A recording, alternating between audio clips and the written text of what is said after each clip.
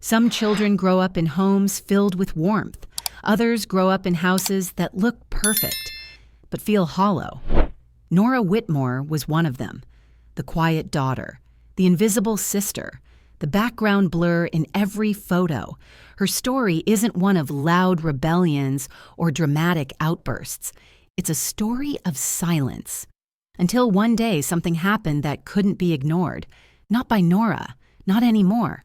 This is a deeply emotional, true story about being erased and then finding the courage to rewrite your place in the world. If you've ever felt overlooked, unheard, forgotten, this story is for you. Welcome to HT Family Drama, where real stories of love, betrayal, and redemption find their voice. Let Nora's voice be the one you remember. If this story speaks to you, you're not alone.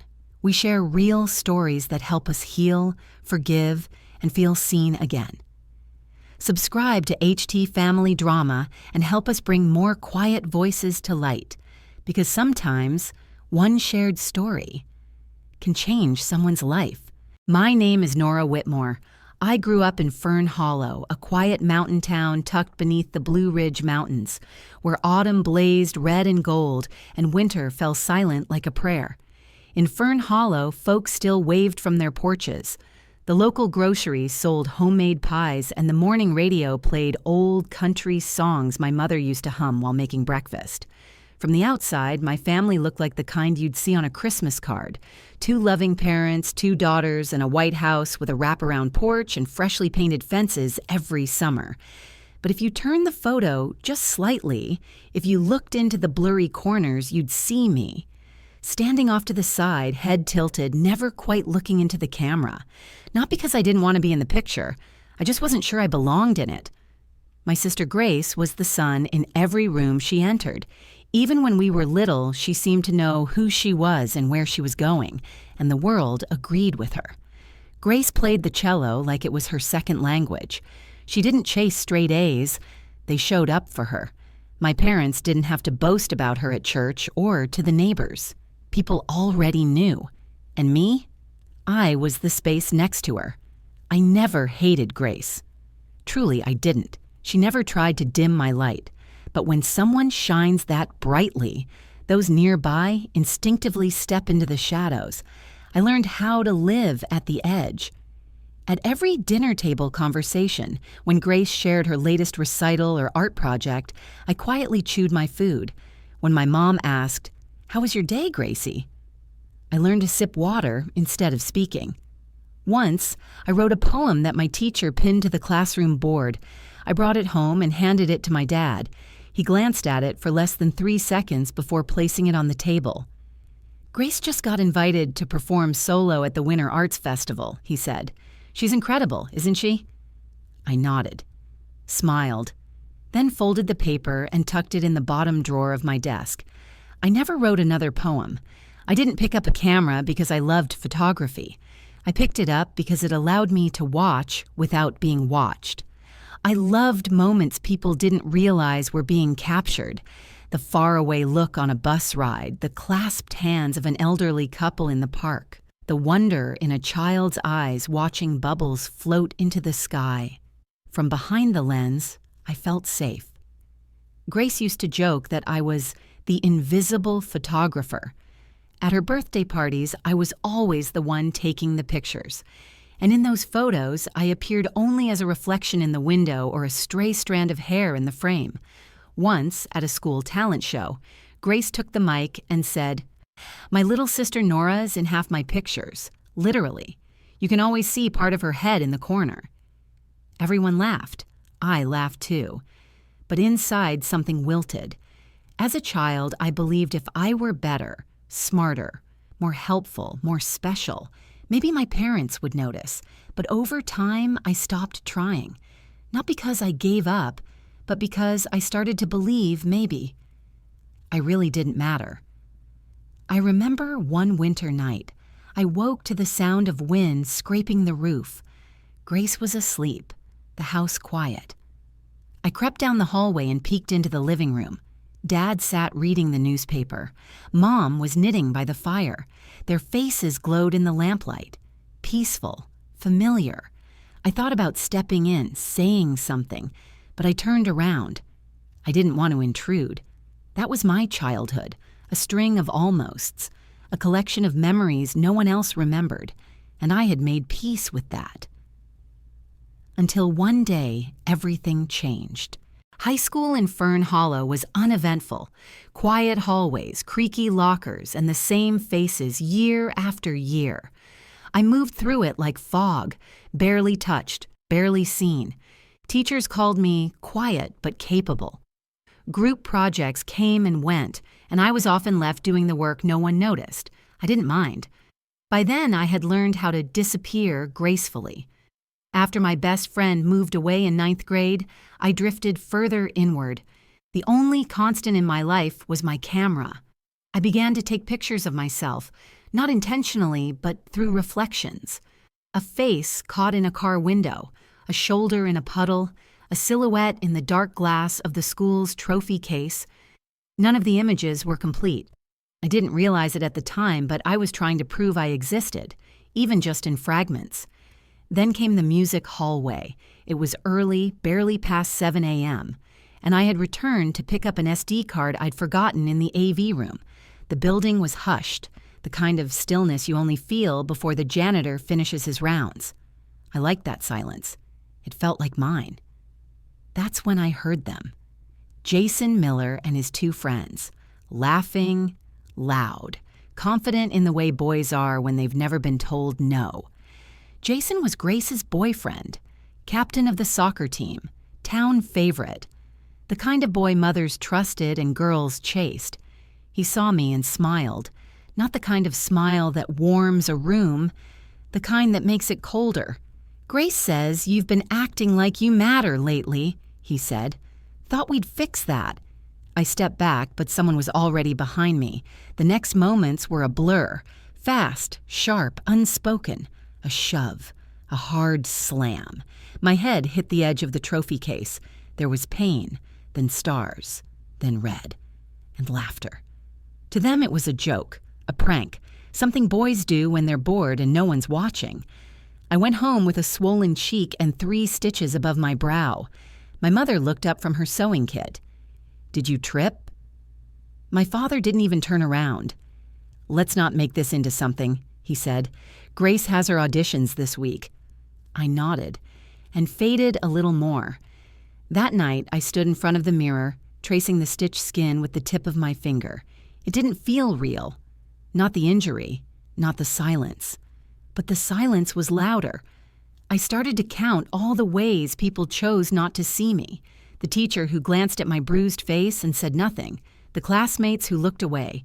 Even Grace, who didn't ask, didn't wonder, didn't care. She must have known. And still, she chose him. The next day at school, I sat in the nurse's office for longer than I needed to. That's where Lily Carter found me. She was the only person who ever really tried to know me in photography class. Once she gave me half her sandwich and said, "You look like a secret." Now she knelt beside me. "Did someone do this?" she whispered. I said nothing. That night, I opened a draft email to the school counselor. I typed 2 words. "Something happened," then deleted it because I couldn't breathe without feeling shame. And it wasn't Jason I was afraid of. It was the quiet, the kind that follows you home, the kind that sleeps in the same bed and wakes up with you every morning. But the universe, in its strange mercy, gave me a sliver of hope. I was in the library, tucked in the nonfiction section, when I overheard 2 boys from the soccer team. They were laughing.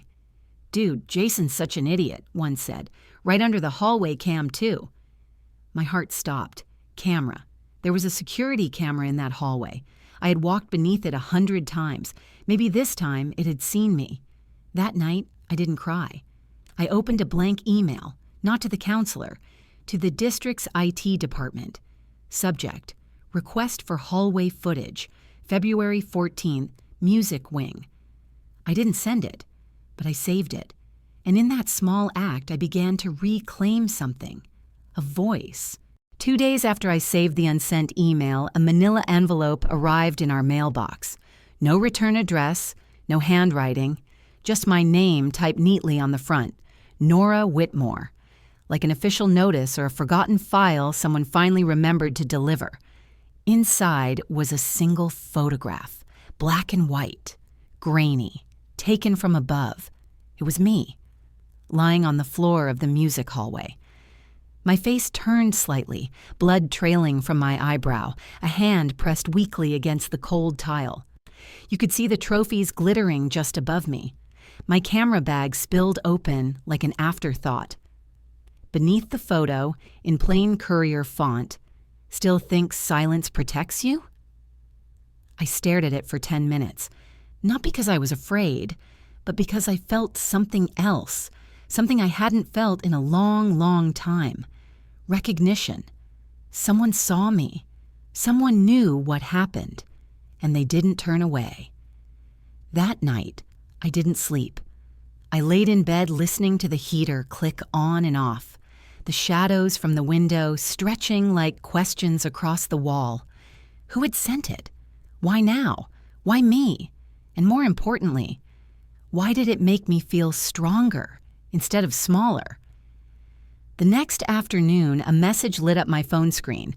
Unknown number. No greeting, just a sentence. "You're not alone." Attached was a short video. Jason standing in the school parking lot laughing with his friends. "One shove, man," he said. "That's all it took." Little Ghost didn't even scream. I watched it 3 times, not because I needed proof, but because I wanted to remember the sound of his voice when he thought no one was listening. The message was signed, Rosie Fielding. We'd been best friends in middle school until the day Grace invited her to sit at the better lunch table. After that, she stopped returning my texts. Our hallway smiles became polite nods, then nothing. I never hated her for it. I was used to people leaving, but now she was reaching back across a silence we both helped build. She texted one more line. "Meet me behind the old bakery, tomorrow lunch." So I did. It was raining and the wind smelled like wet flour and forgotten stories. Rosie stood under the awning, hood up, hands tucked into her coat. She didn't hug me. She didn't apologize right away. Instead, she handed me a USB stick. "I found it on my brother's laptop," she said. "He's friends with Jason. Stupid enough to save everything." I took the drive without a word. We stood there for a moment, not quite girls anymore, not quite grown either. She finally spoke. "I should have said something back then, when I saw the bruises, when you stopped smiling." I looked at her, really looked. "You just did." We didn't say goodbye. We just nodded, and that was enough. That evening, I plugged in the USB. Along with the video from the parking lot were screenshots, text messages, Instagram DMs, all of it laced with cruelty dressed up as jokes. Jason had told his friends it was just a scare. He called me Grace's little ghost. And worse, I copied the most damning file, the parking lot confession, and printed out the transcript, folded it, slipped it into the bottom of my camera bag. Then I reopened the school district's complaint portal. I uploaded the video, typed out a new message. "This is what happened to me." Then I clicked send. For the first time, I didn't save it as a draft. 2 hours later, I received a reply, an invitation to speak to the school board, 10 minutes, 1 chance. I didn't tell my parents. I didn't tell Grace. But Lily knew. Rosie knew. And by some small miracle, 2 teachers who used to glance past me now looked me in the eye and said, "We'll be there." For the first time, I wasn't invisible, and I was no longer just trying to exist. I was preparing to be heard. The hearing room was colder than I expected. Everything inside it felt gray.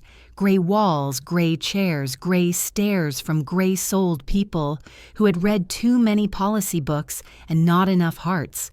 I wore black, not to make a statement, but because it felt like armor. Lily was there, sitting in the second row, hands folded so tightly her knuckles turned white. Rosie, too, quiet beside her, eyes trained forward. 2 teachers I barely remembered before this week had taken time off to sit and support. My parents came too.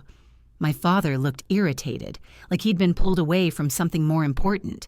My mother carried a thermos of coffee and a look that tried to be neutral, but failed. Grace sat between them. She was dressed like she was going to a fundraiser, not a reckoning. A neatly pressed blouse, hair curled, subtle makeup. Her face said, "This isn't about me," but her presence said otherwise. Jason was already in the room when I arrived, leaning back in his chair, legs spread, that same smirk dancing at the corners of his mouth. I didn't look at him. I took a deep breath and stepped up to the podium. 10 minutes. That's what they gave me. 10 minutes to take back a year's worth of silence. The chairwoman, Ms. Langley, looked at me and gave a small nod. "You may begin," she said. I didn't use a script. I hadn't rehearsed. I just spoke. "My name is Nora Whitmore. I'm a junior at Fern Hollow High, and this is what I lived." I reached into my camera bag and pulled out the photo, the one from the manila envelope. I held it up. Gasps scattered like raindrops around the room. Then I clicked play on the video. Jason's voice echoed across the panel speakers. "One shove, man, that's all it took. Little Ghost didn't even scream." No one laughed. No one breathed. I looked directly at the board. This wasn't a prank. It wasn't a misunderstanding, and it didn't end in that hallway. It followed me into my home, into my sleep, into the way I carry myself through every hallway in this school. I looked toward my parents. My mother's hand clutched the thermos tighter. My father didn't blink. Grace stared at the floor. Not one of them said a word. Ms. Langley held up the printed photo. "This isn't just a lapse in judgment," she said. "This is a pattern of silence." Jason tried to speak. "I didn't..." But she raised a hand to cut him off. The board whispered among themselves. Then, quickly, decisively, they issued their ruling. Jason, suspended for the remainder of the year, placed under investigation for harassment and physical assault. His scholarship, revoked, pending review. Grace, placed on academic probation for withholding knowledge of the incident and failure to report. But I didn't stay for the reactions. I didn't need to hear his defense. I didn't care about Grace's tears, because this wasn't about revenge. This was about release. As I walked out of the room, I heard footsteps behind me. It was Lily. She didn't say anything. She just held out her hand. And for the first time in my life, I took it. That night, I sat on my bedroom floor and unzipped the camera bag I'd carried through it all. I took out the envelope, the transcripts, the printouts, and then I added something new. A photo of me, facing the lens, eyes steady, no blur, no corner of the frame, just me, whole. A week later, the school hosted a mandatory community assembly on bullying and harassment. They called it Voices Matter, Creating Safe Spaces. Posters went up in hallways, emails flooded inboxes, and guidance counselors reminded everyone to please be respectful. It sounded official, clean, sanitized, but to me, it wasn't just an event. It was a moment, a door. And for the first time, I was being asked to walk through it, on purpose. I almost said no. The principal had emailed me personally. "Nora, we'd be honored if you shared your perspective." It took me 2 days to reply, not because I didn't want to speak, but because I was afraid of what would happen when I did. What if they rolled their eyes? What if they only heard what they wanted to hear? What if my story became just another lesson printed on a flyer no one would read? But then I remembered the girl I used to be, the one who stood in the back of every photo, the one who whispered something happened into a blank email and never sent it. I owed her this, so I said yes. The auditorium was full. Teachers, students, parents, even a few board members. Grace wasn't there. Jason definitely wasn't. But Rosie and Lily sat in the front row. I took the stage slowly, holding a single note card in my hand, not because I needed it, but because it gave me something to anchor myself. The lights weren't blinding. They were soft, like a sunrise after a storm. I stood at the podium, let the silence settle, and began. "They used to call me a shadow," I said. "And for a long time, I believed them. I thought being invisible was safer than being heard. I thought silence was a kind of strength, but silence can also be a cage. The room was quiet, not awkward quiet, listening quiet. I scanned the crowd and saw faces I used to walk past every day, people who had once looked through me. Now they looked at me. I didn't come here to point fingers. I came to tell the truth, because someone out there, maybe sitting in this very room, is living in silence just like I was. And they need to know that being invisible doesn't mean you don't exist. Behind me, a projection screen flickered to life. Images from my final photography project appeared one by one. Blur no more. There I was, in mirrors, puddles, window panes, at first fragmented, then slowly becoming whole. In one photo, my reflection stood tall in a dressing room mirror. In another, I stared directly into the camera, unflinching, present. These aren't perfect photos. They're not meant to be. They're proof that I was there, that I survived, that I found a way to turn pain into perspective. There was no applause, no whoops or cheers, just silence. But this time, it didn't feel empty. It felt full, held. After the assembly, I stepped down from the stage. A freshman girl approached me, tiny, curly-haired, shaking. She handed me a folded piece of paper and whispered, "Please don't stop." Inside was a note. "You saved me. I thought I was the only one." Tessa. I didn't cry. I didn't break down. I simply nodded, smiled, and tucked the note into my camera bag, next to the USB drive, the photo, and the transcript that had once made me shake. Now they made me stand straighter, because I wasn't just telling my story anymore. I was making room for others to tell theirs. And that's where power truly begins, not in noise, but in no longer being afraid, to be heard. The house didn't feel different. Same creaky stairs, same smell of laundry detergent and lemon-scented floor polish, same soft hum of the fridge late at night. But I was different. After the assembly, after the silence that became witness instead of weapon, I came home to the same living room I'd walked through 1,000 times without being noticed. Except now I walked through it, whole. I found my mother in the kitchen, rinsing dishes. The light above the sink buzzed faintly, casting her in tired amber. She didn't look up. "I saw the video," she said. Her voice wasn't cold, but it wasn't warm either. It was quiet, like someone speaking into fog. I waited. She turned off the water and dried her hands slowly. Then she faced me. "I didn't know it was that bad," she said. I nodded. "Because you never asked." A long silence stretched between us, the kind that used to swallow me whole. But this time, I stayed standing. "I didn't know how to handle it," she murmured. "Grace, she had so much going on. Your father said it was just a bruise." I almost laughed, not because it was funny, but because it was so achingly familiar.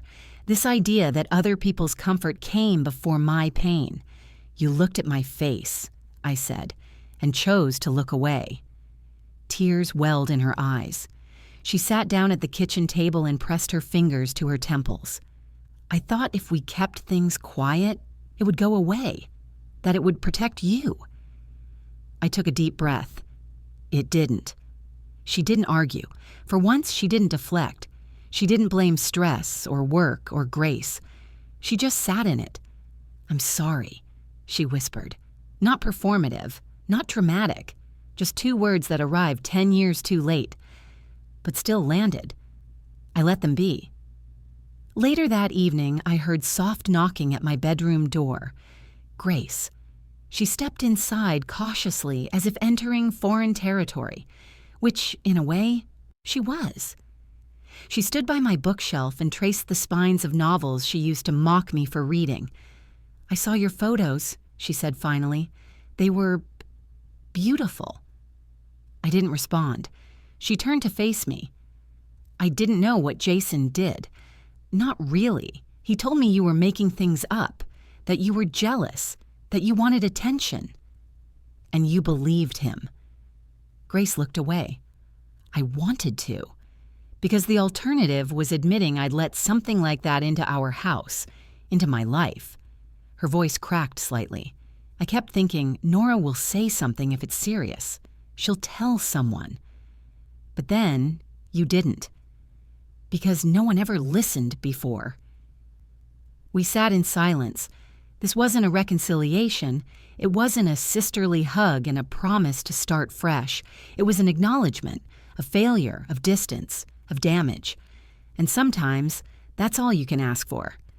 Grace reached into her pocket and pulled out something small. She placed it on my desk and walked to the door.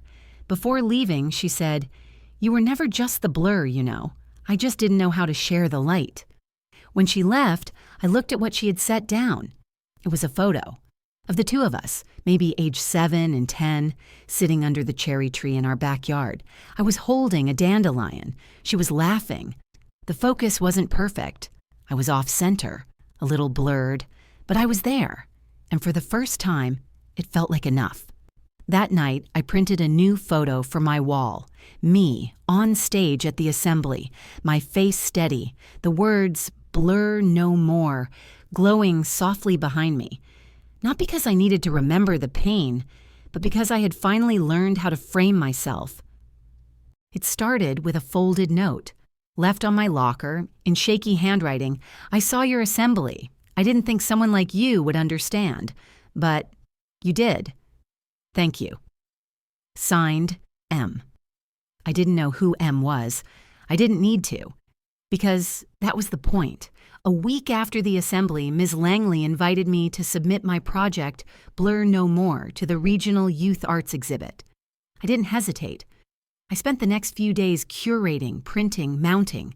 Each photo was a piece of the story I'd never been allowed to tell. Moments of fragmentation, stillness, grief, and finally, emergence. The night of the exhibit, I stood by my display as people wandered past. Some glanced, some paused, some stayed. A man with silver hair whispered, "Reminds me of my sister. She never told anyone either." A woman in a red scarf touched the corner of a print and said, "I wish someone had told me it was okay to speak." And then a girl, no older than 14, looked straight at the central image, me, facing the lens. She asked quietly, "How did you stop being afraid?" I paused, not because I didn't know the answer, but because I did. "You don't stop being afraid," I told her. "You just learn to speak anyway." She nodded, and for a second I saw my younger self in her eyes, waiting to be told that her voice mattered. The local paper ran a small feature. "Former silent student tells her story through the lens." It wasn't flashy, but it was real, and slowly things shifted. Lily and I started a photojournalism club at school. Rosie and I exchanged old yearbooks and new playlists. Even Grace, now at community college, sent me a message once. "Someone in my women's studies class quoted your speech. They didn't know I was your sister. I let them keep talking." And my parents? We were learning. Not to erase the past, but to sit with it. To ask questions instead of offering silence. To see each other more clearly. One afternoon, I walked past the hallway where it all began. The trophy case was still cracked from that day. Someone had taped a yellow paper flower over the chip in the glass. I stopped and stared, not at the damage, but at the color blooming from it. And I smiled. Now I keep a different kind of photo wall, not one of awards or achievements, but of faces, letters, notes. Moments when someone decided to speak. They're not all loud. Some are scribbled in pencil, some typed from library computers, some sent from unlisted numbers with trembling hands, but all of them are real, and I keep them to remember. I wasn't saved by noise. I was saved by the choice to no longer whisper. People still ask me why I tell my story. Is it to seek justice? No. Is it to get attention? No. I tell it because once I was a girl who needed someone to say, "I believe you," and now I get to be that voice. For M. For the girl in the red scarf. For the boy who hasn't found the words yet. For anyone who's ever felt like a blur in their own life, this isn't just my story anymore. It's a beginning. And maybe, just maybe, you're not alone either. Some wounds don't leave scars on the skin. They live in the silence of the people who were supposed to protect you. But silence doesn't have to be the end of the story. Nora's voice didn't just save herself, it lit a path for others. If you've ever felt invisible, if your story was too heavy to carry alone, let this remind you. You are seen, you are heard, and your voice matters. Thank you for watching this episode of HT Family Drama. If Nora's journey moved you, consider sharing it, because someone out there might need it more than you know. Until next time, stay strong, stay kind, and never be afraid to be heard.